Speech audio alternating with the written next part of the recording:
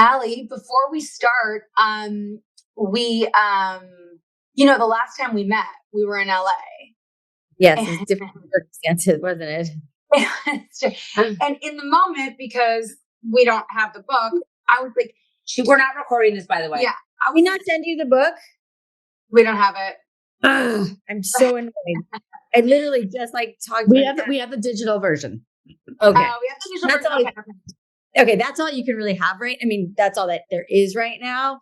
The book is we actually just got the first set of copies. You'll get that in the mail, but that was probably all we could get to you before. Yeah, we're in Canada, so it takes a lot longer for everything. But I was like, did she already write because we were talking about divorce in the book. And I'm like, did she already write a book between the last time we saw her and everything that's happened? And then we're like, no, when we're talking about divorce, we're talking about with your son's father. Well, I mean, it was in progress, I think, when we met. I've been writing it for 3 years. So it was in progress. It was in progress. Yeah. It's been in progress for a long time. And then, I mean, here it is.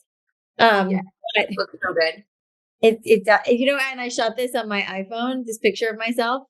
Love it. Love that. I know, isn't that crazy? Well, because I had this inspiration that I wanted it to feel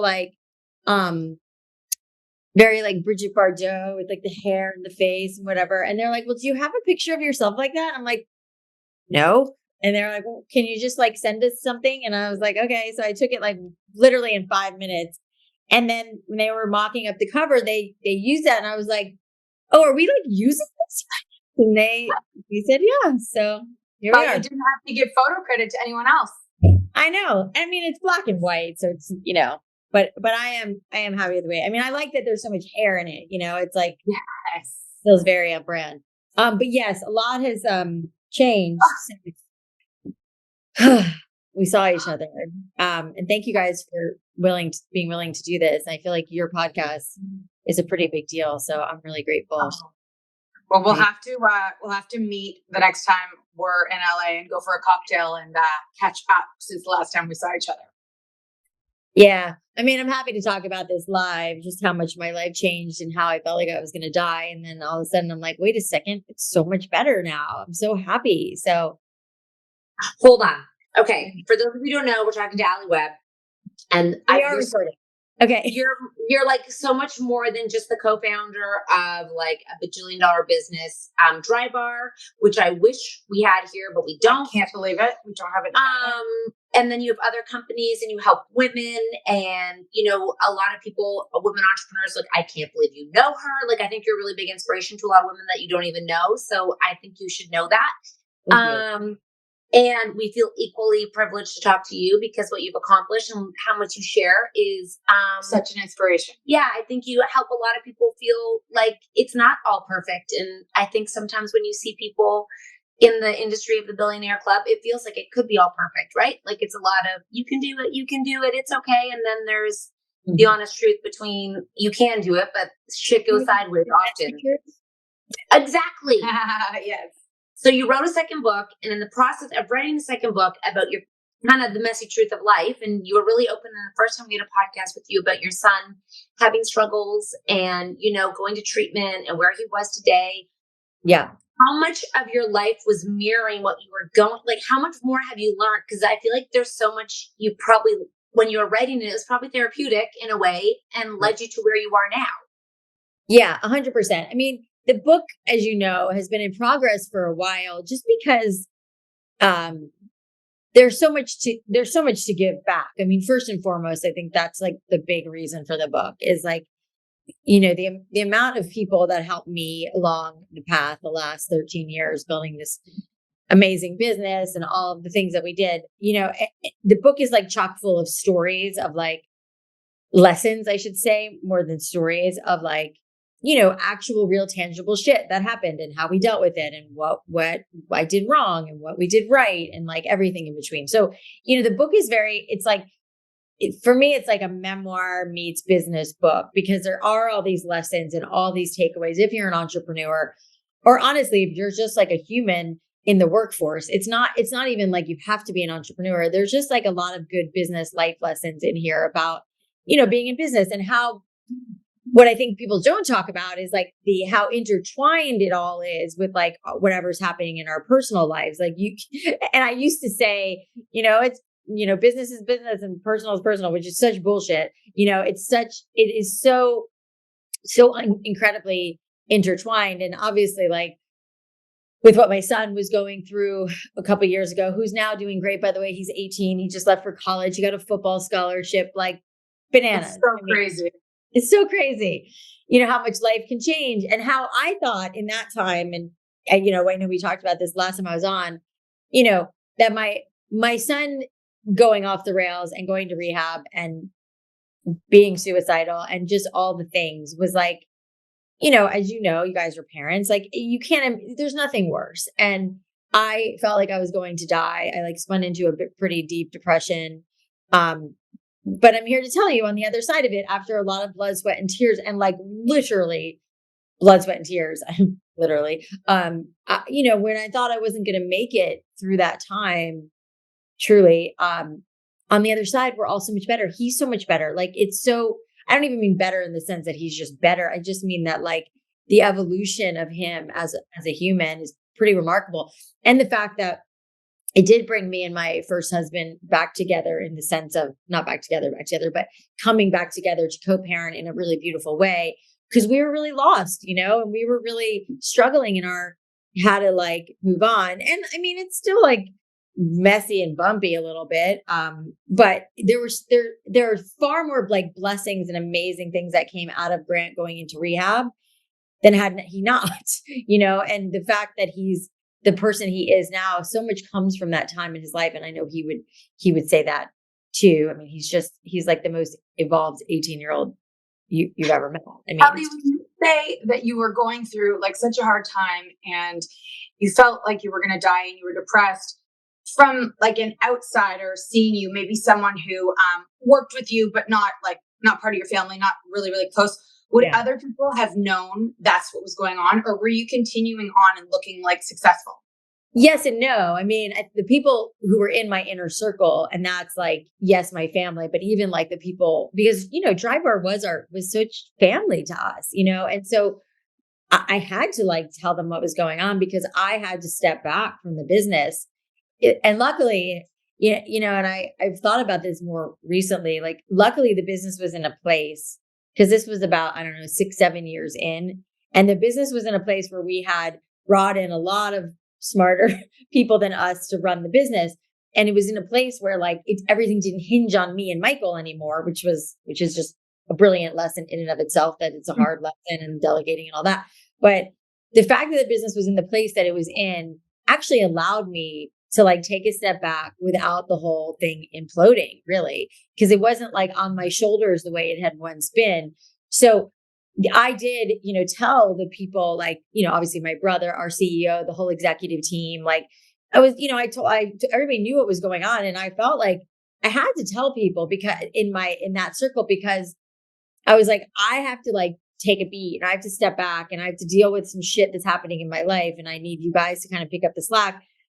And I felt it was like essential to be honest with them, because you don't just step back from a business when there's like the shit hasn't hit the fan. You know what I mean? So I was like grateful to them that they were like, we've got you, go do what you need to do, and that was really the sentiment, which is such a good testament to like the people who were working with me and were around me that, allowed me that space that I needed to go and deal with, because it was rough. I mean, Grant was dealing with what Grant was doing. I felt like I couldn't get out of bed, and it was, it was a really tough time. And kind of also to your question, like I did struggle in that time with like, what do I do publicly? Not that I'm, Kim Kardashian and everybody really cares what I'm doing with my life, but like, I was like, I think that's really when being very transparent and vulnerable, like on Instagram and publicly, became really important to me. And because I was like, I can't pretend that like life is great, because life is quite the opposite of great right now. So Cam and I put out a statement that we were divorcing, which was really just because we had 5,000 employees and we were like, let's just say it and let's get it over with. And let's just tell everybody that works for us. That was the primary goal. Like, here's what's going on, but that post, which was fascinating to me, was like, the amount of like support that came out of the woodwork from that one post was pretty amazing. And I think that felt like a little bit of like permission, or I don't know what the right word is, but to be out there and be like, oh, I think people actually prefer the honest, messy stuff than the like highlight reel. And it's a combination. It's a combination for sure. I think though also, like, first of all, I wanted to say how much parenthood and being a mom is like running a business in so many ways. And I think people don't, I think when you get your book and read it, I'm sure that the lessons can resonate, because I think so many people think you have to have a business or a company, but if you're someone who's trying to do anything more, actually even just parenting and run your own life, it is like running a business, because you're making executive decisions that impact other people and your bottom line and your household. So, so much of it impacts it, but you can't have a leave of absence. Well, you can, but you really can't. It's hard. Yeah. I mean, with a kid, you can't. Like, yeah, you're right. No. It doesn't ever stop, No. And unless you're divorced, and then you don't have your kid all the time, and then there's something really awesome about that. So true. And then I've heard the quote that you're only as good as your saddest or sickest child. Like, you're only okay as them. Heard that too.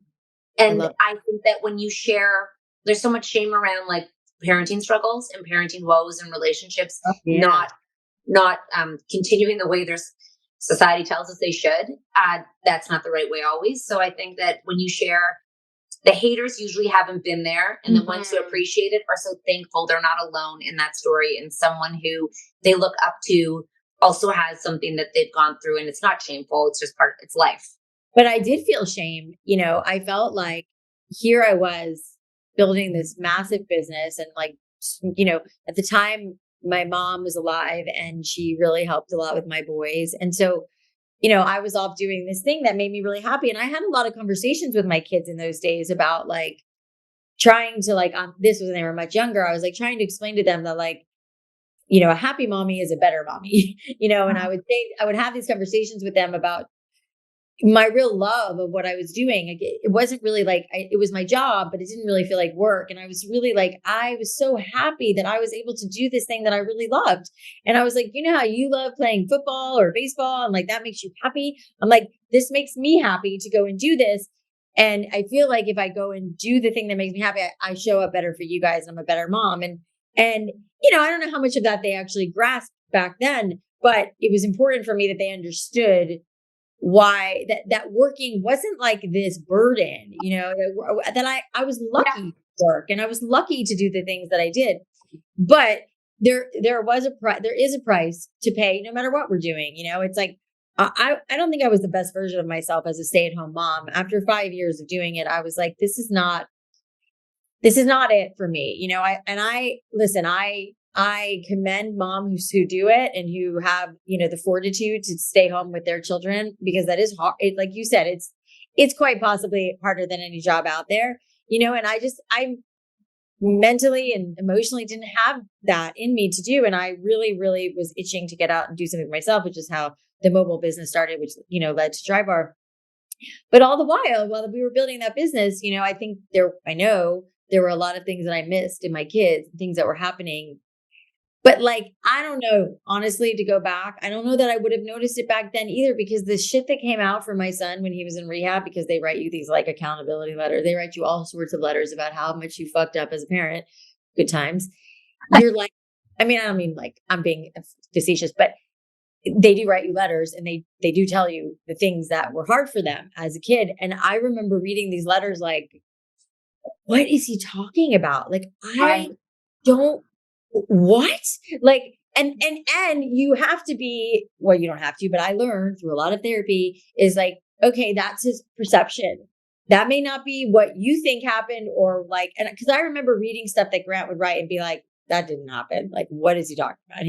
And the therapist was like, it doesn't matter, lady. Like, this is how he remembers it. This is what he feels. This is, and you're like, okay, it's like, we don't realize like the things that, it's mind blowing. Some of the things that we've done with our other children, how it affects the other. It's like, oh my gosh, we literally like think to ourselves, like, in 10 years, what will their narrative be, which is differing from what narrative we're trying to give them every day of their lives. What we thought we've lived with them, and then they're like, because they hold on to something and they remind you, and you're like, you remember that? Like that was you remember? 1 second in our lives. That's what you're holding on to? I do.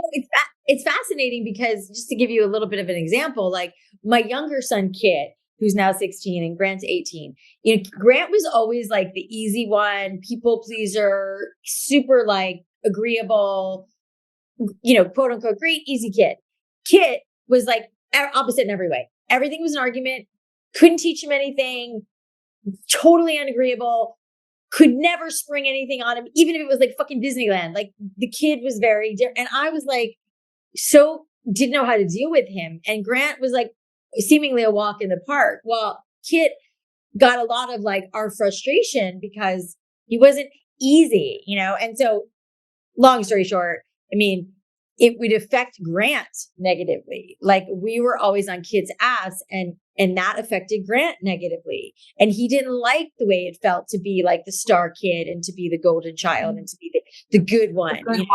And that really negatively affected him. And the way we treated Kit really bothered him. I mean, it's, I'm just giving very high level, and there's a lot. No, that's a really good example. It's something you don't consider.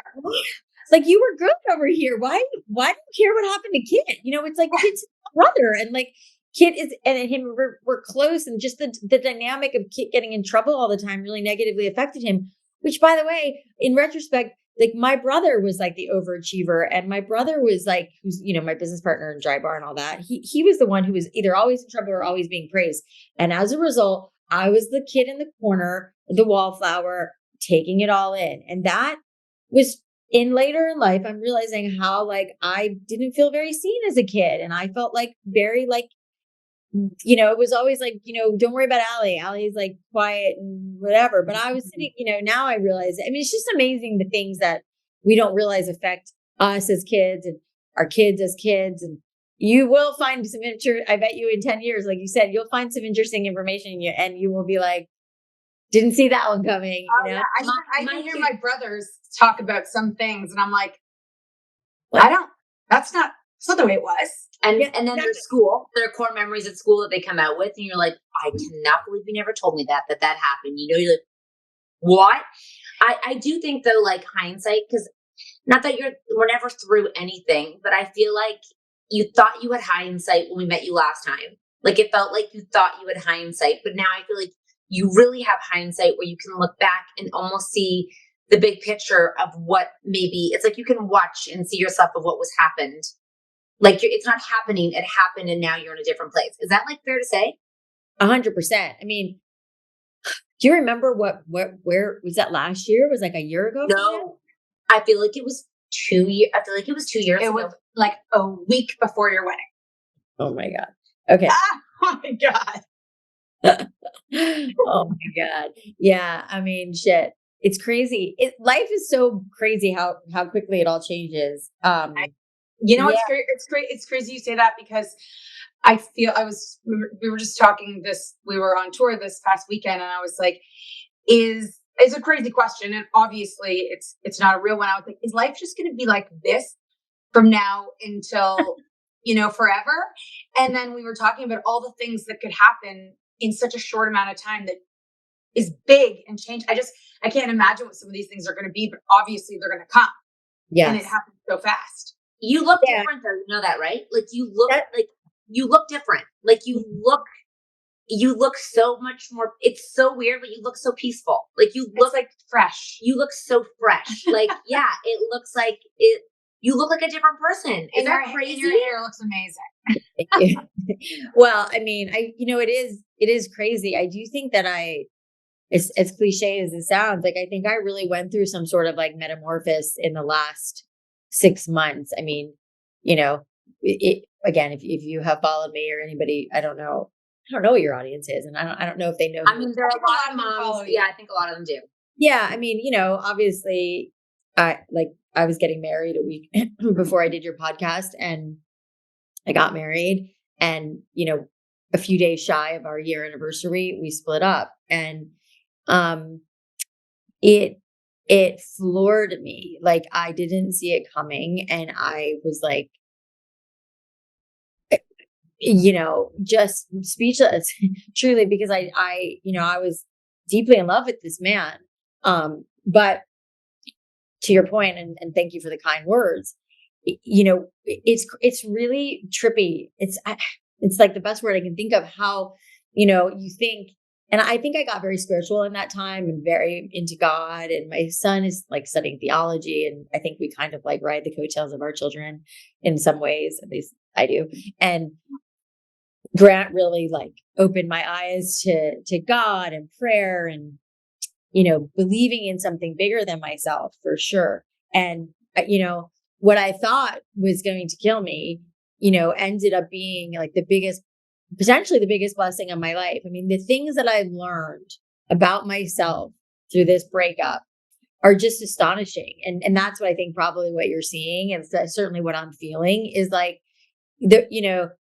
I was so caught up in this like love affair that really just moved way too fast. And we didn't, it was like we met 5 months before COVID. So like, it didn't like progress at a normal speed. It progressed at a much faster speed. And part of that was that we were, deeply like passionately in love very quickly. And we didn't stop and really think about the life that we were going to have together. And like, and the second half of your life is so different than the first. I mean, I think it's fair to say in the first half, we were like looking for a husband. We want to have kids, and it's just like, we're going to build a family. In the second half of your life, at least for me, my kids were older, his kids were younger. We were very misaligned in our like life goals and missions and all of that, which we didn't stop thinking about because we were so over the top in love. But I'm here to tell you, love isn't always enough, and that was really what it was for us, more or less. We were just misaligned in several areas, but it like beckoned me to the surface to like, or to go deep, I should say, to like see the things that, the person that I had become, who I didn't really like. I mean, there were thoughts. I had gone through this phase after my first divorce where I felt like I softened, and then I met Adrian, and and I kind of like fell into him. And I don't think I know I didn't like find my own independence and inner strength and all these things. I kind of found it through him, and he's really inspiring, and he's a coach, and he's all these great things. And then I just kind of lost myself, and this divorce, this breakup forced me to like go find myself. And I didn't want to. I was like kicking and screaming, like, this is not what I want.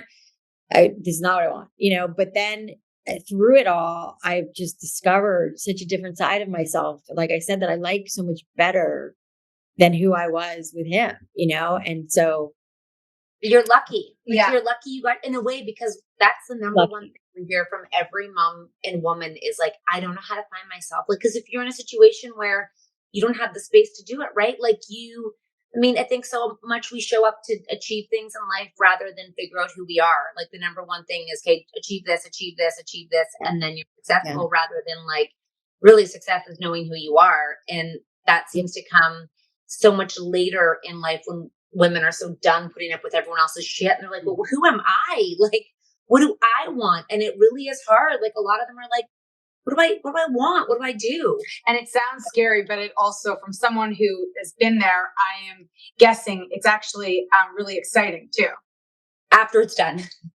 It is. It is. Yes. I mean, I can now say what used to feel like fear and anxiety is like excitement for like what's coming next. Like now it's like exciting, but that didn't happen right away. And the fact that you say, women are like, I don't know how to find myself. And I really can relate to that, and it's like, first of all, make sure you have a really good group of women around you, which, my very best friend in the world, her name is Paige. And, I even said to her, because I'm doing so much better now, I said to her just this weekend, I was like, I kind of been like not texting her as much and like giving her some space from me, because I was like, I just feel like maybe you need a break from me, because I was like so needy for so long, which, and she's like, I don't need a break. I'm like, but I think you probably do, because I would text her constantly because I was so sad and down and lonely and I didn't know how to deal with myself. I was like uncomfortable in my own skin, so I think that's like number one is like finding that person who's gonna, and she was willing. And I'm so lucky that I have a best friend like that and an army of girlfriends truly who were like showing up at my house, letting me cry in their laps. And like, I had all of that, and I went in kicking and screaming to like, reading books. Like, I don't know if you know who Brianna Wiest is. Have you guys discovered her? No. Amazing. Life changing. Her shit is life changing. She's got a book called like, the first one I read was 101 Essays That'll Change Your Life, which is a really great title. And she's just so, she's just so, I don't know how to explain her. You gotta check out some of her stuff. She's the way she summarizes like the things that we're going through and like life changes and all of that it was really helpful to me. And that, and like I have a repertoire of books and things that I read, and I just like I would peel myself off the ground and listen to books that were inspiring, just to have like something in my ear that was like a little bit motivating and inspiring. And I would cry and cry and cry, and and I was but I think I just had to go through all of that to like to the other side. And I didn't, and I'm such a fast tracker, and I'm such a overachiever. And so I was like, I'd like the shortcut version. And in all fairness, I'm only 6 months out of our breakup, and albeit a little bit on the quick side, feel a little better. I'm dating again. Like I'm back. When you said one of the chapters says, and I've got questions because admittedly I have not read it, but when business is booming, there's going to be a divorce. Yeah. Immediately, it makes me think, and you'll have to tell us sort of what that chapter is about. But we have often watched some successful women, as they become more successful, get divorced. Yeah, I know. It's it's interesting because when I think when as like, gosh, there's so much to say on that. As women, I think, but I hate to just stereotype it as women. I think both women and men. It's like when you receive a lot of success, and when you catapulted yourself to a certain place, it can be hard for a partner, it can be hard for a partner, but that's not really the point. I think it's like, for me, and from my experience, like you can really lose yourself in that success, I think is the best way to put it, and I think one of the biggest things that I learned along the way during all of this was like, and this is like a very vulnerable lesson, but like, all the success of Dry Bar, and I'm sure anybody who has any kind of success, it's a total high. It's a total drug, it's like, at least in my experience, it was, where it's like, you're getting lots of accolades, you're getting a lot of access, like people are really excited about you. And that was my experience, it was like on magazine covers and on Shark Tank and doing all this really cool shit, and you're like, oh, this is what makes me feel good. Like, this feels so good, and it does. But then you're like, that starts to wear off, which it did, and as we sold Dry Bar, and as I winded down my involvement from Dry Bar, it's like, well, where's that high going to come from now?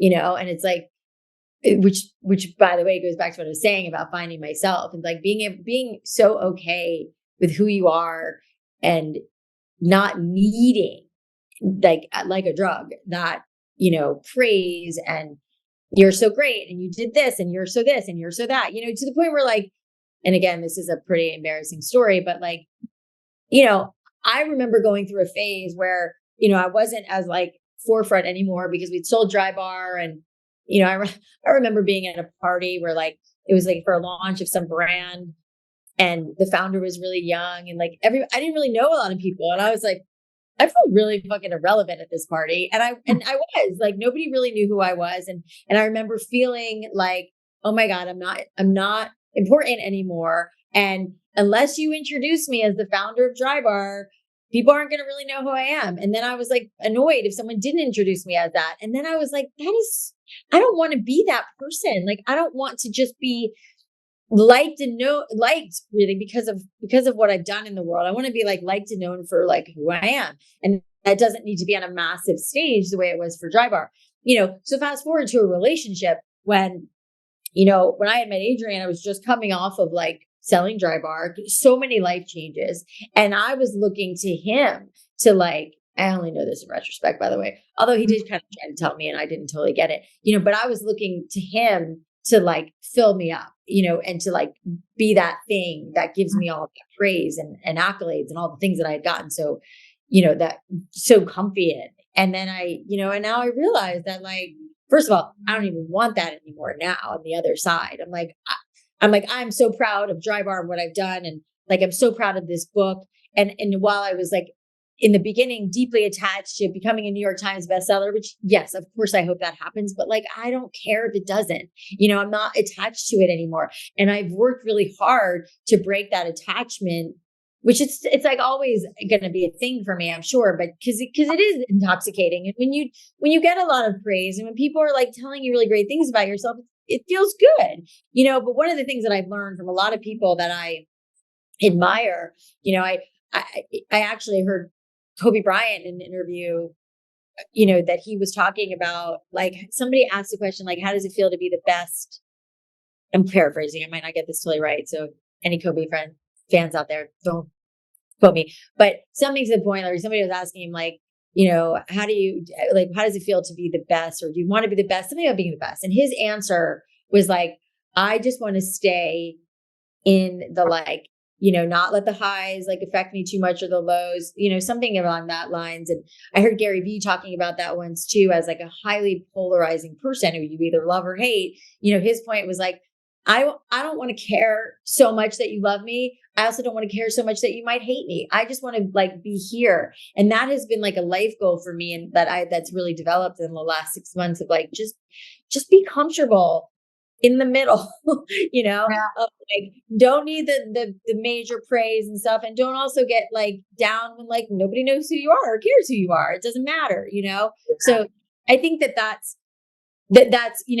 the whole thing with like success is it's a little bit of a wild beast, it's like, it's amazing and it can be great, but how you take it in and how you treat people around you. And I guess at the end of the day, it also comes down to just being really humble and not allowing the success to dictate like who you are inside. Mm-hmm. In the book, it's the messy truth. And you have lots of details in there that are, to some people, private details of your personal life. Was there anything that was off limits? And did you have to, I'm assuming the answer is yes, but talk to your children and your ex about what was put in there? Yeah. I mean, both of my ex-husbands read the book, and gave me their, okay with it, especially Cam, Adrian's not in the book a ton, but, Cam, obviously we spent 16 years together and I sent him the book before I sent it to, the final to the publisher and said, have at it.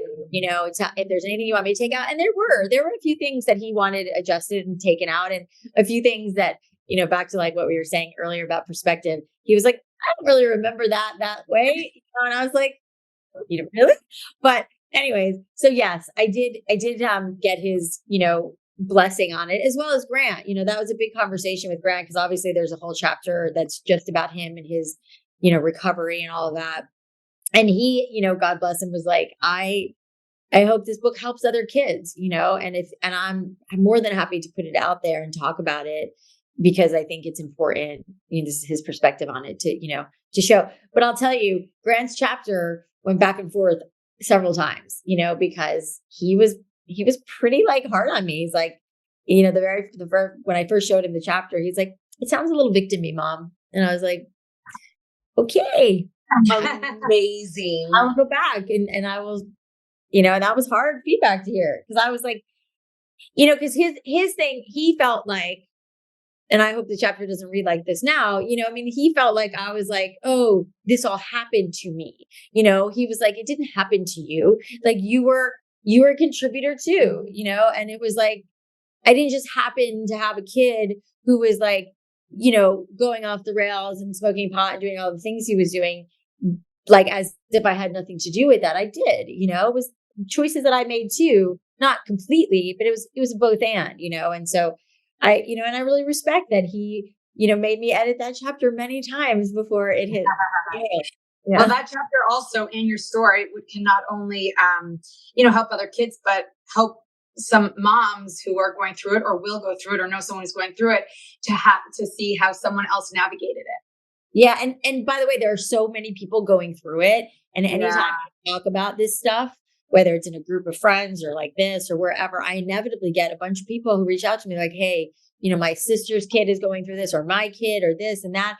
And it's like, nobody wants to talk about it because we feel like, like we're failures in some way because our kids, and like I said, I do think I had some contribution to what happened to Grant, but I also think this was Grant's path too, and it's like, it is what it is. And like, the sooner we can all like air a little bit of like what's really happening in our lives and like stop living under the facade, and I think what was also interesting for me is like when things have started to hit the fan, and I think I even told you guys, like, I just want to like put it out there because I just want to be like transparent and be able to talk about it. When people ask me now, I'm in such a better place, but when I was really in it and people like ask me how I am, I'm like, not good.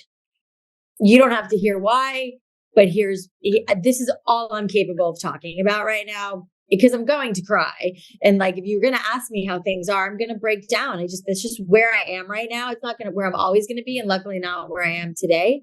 But at that, there was about 4 months that if you had seen me and talked to me, I would have started crying. And that's just where I was. And I wanted to let myself go through that versus, this putting up this facade of like, no, everything's okay.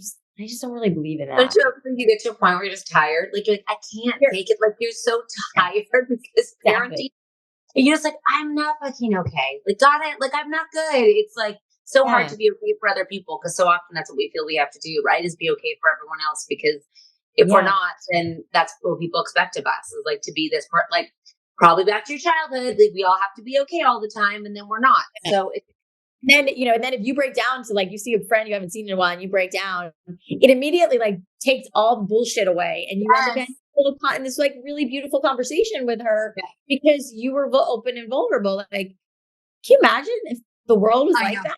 It should be like our obligation to share our messy truth, especially with women as part of like this team that we're on. It's like, you have to share because otherwise someone's sitting there alone and feeling so isolated and it's like, it's not happening to anyone else. Do you say anything in the book? Because obviously you ran the Dry Bar, started the Dry Bar, and your husband was a part of that. And then your next husband, you also worked with him. Do you have any advice on like if working with family or partners to do or not to do? I know it looks bad and like, you should. Well, but I mean, just even like the way you said it, not that you said it bad, but just like, and I make jokes all the time because it's so funny. Like, especially like if I'm speaking at something, I'm like, and somebody asks something about like divorce, like family and husbands. I'm like, well, I'm clearly not the person to ask. And by the way, I also have had a lot of like, and obviously I'm still right in front of you working this out of like, I'm divorced twice now, which I had a lot of shame about fucking being divorced once, and so now I'm like, oh my God, I'm divorced twice. And that, and how that feels. But all that aside, like there's not a bone in my body that feels any regret for any of it. It's like Cam and I didn't get divorced because we worked together. In fact, Cam and I probably stayed together a lot longer because we worked together. And it clearly was successful. And it was successful. I mean, as much as like that marriage wasn't the right thing in a lot of ways, it was also like, we have like, I the most amazing children. We built this amazing, lovely, successful business. And we're still pretty good friends, and now I know in retrospect too, which is crazy. You don't see this in the moment, but like I completely modeled my parents' relationship, which was a total friendship, not like a romantic connection, which they got divorced later in life. We were like, what? How did I miss that? and even like, working with my brother, and we're working on a big new project right now that has to do with hair, which you'll hear about soon. But we all worked really well together. And even like the stuff that I did with Adrian was really beautiful too. I mean, it just wasn't the reasons that my marriages didn't work out had nothing to do with the fact that we were working together.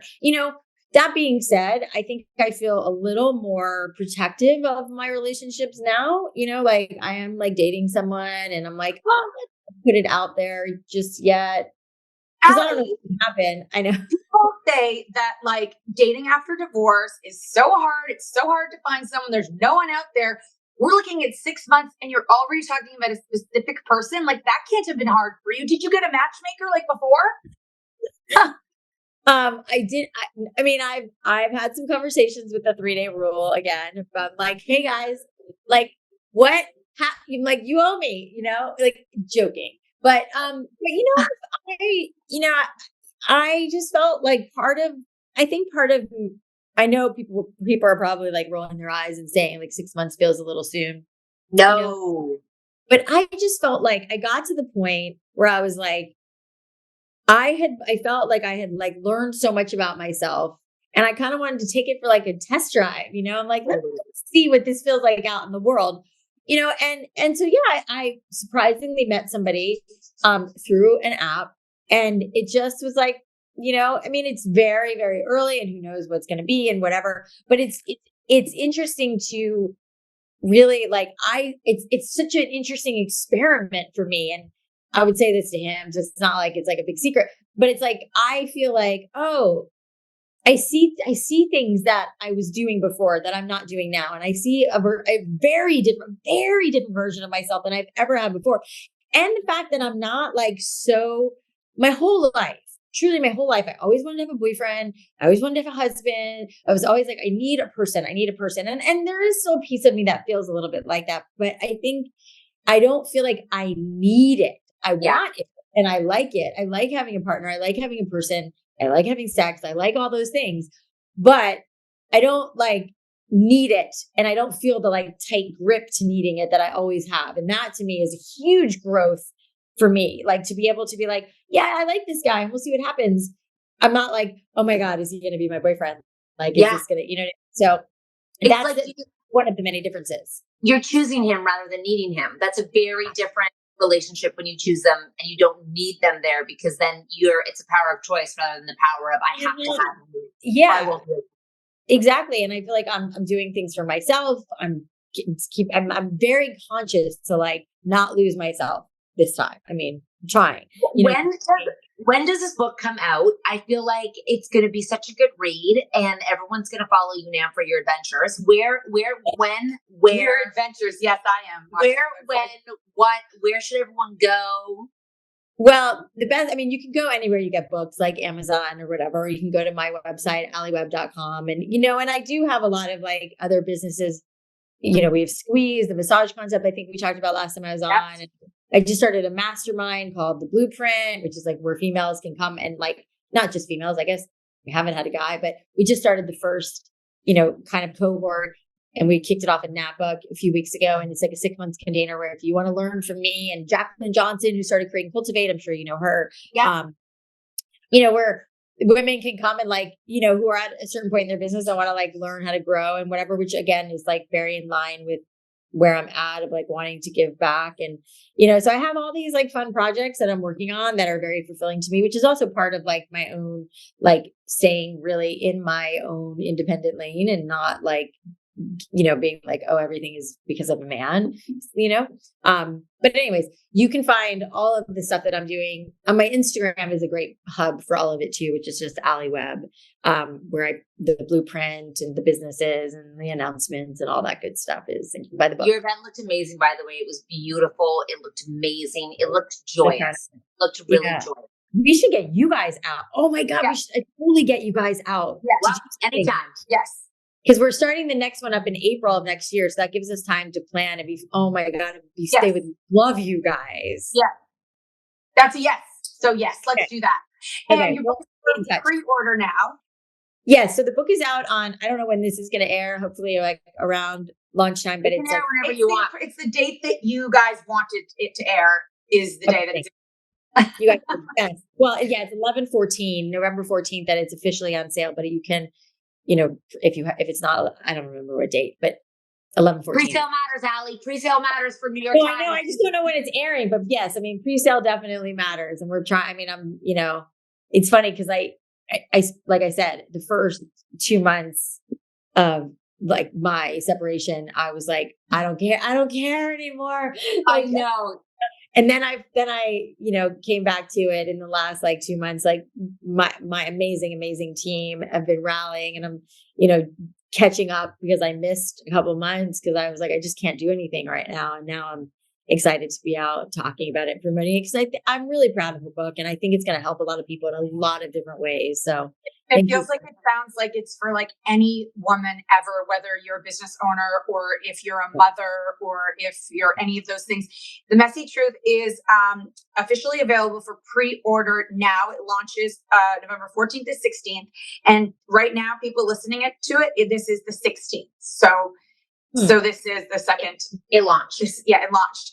And, you made me think I was crazy for a minute because you were drinking a white cup. And then I saw your white cup turn red. And I was like, are they the same? Oh my God. You were freaking me out in the beginning. coffee and lemon water. Oh my gosh. I thought I was Doesn't it crazy for a change the minute. taste of the coffee when you drink the lemon water? Did what? What? It changes the taste. The lemon water changes the taste of the coffee, no? Probably, but it's like a woman, this amazing woman I'm working with is like, you have to drink lemon water in the morning, which I drank most of it already. But I was like, and then I also have this, which is like a mineral water. I mean, I'm big in liquids.